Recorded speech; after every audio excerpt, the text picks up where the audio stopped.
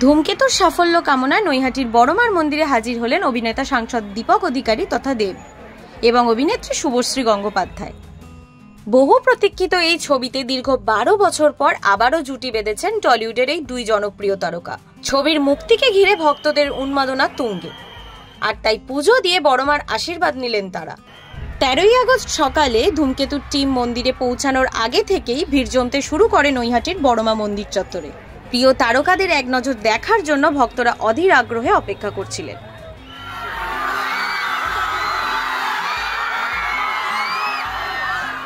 দেব ও শুভশ্রী মন্দিরে পুজো দেন, বড়মার কাছে ছবির সাফল্য কামনা করেন। সঙ্গে ছিলেন ছবির পরিচালক কৌশিক গঙ্গোপাধ্যায়ও।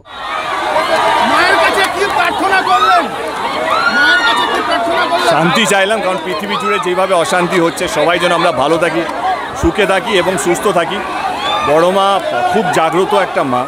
আমি খাদানও এর আগে এসেছি, যা চেয়েছি তার থেকে বেশি পেয়েছি।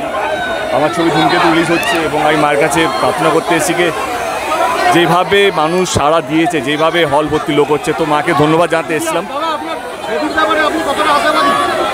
আমার মনে হয় পুরো বাংলা জুড়ে যেভাবে একটা সেলিব্রেশন হচ্ছে দেব শুভশ্রী জুটিকে নিয়ে, ধূমকেতু ছবিটাকে নিয়ে, তো আমি ঠাকুরের কাছে এটাই বলবো, মাকে এটাই বলবো ধন্যবাদ এতটা ভালোবাসা, এতটা আশীর্বাদ দেওয়ার জন্য। তাই তো নতুন জুটি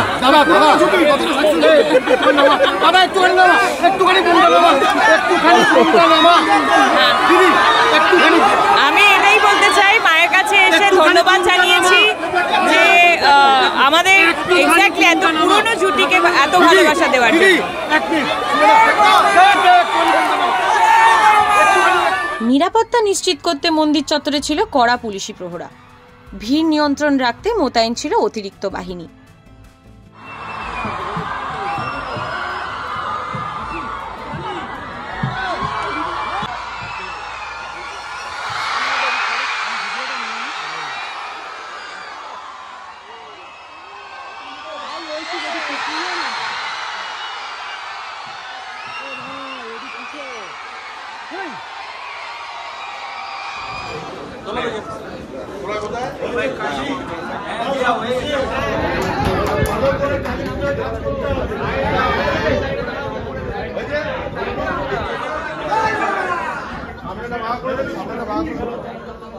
সামনে চলে দেখা যাবে না।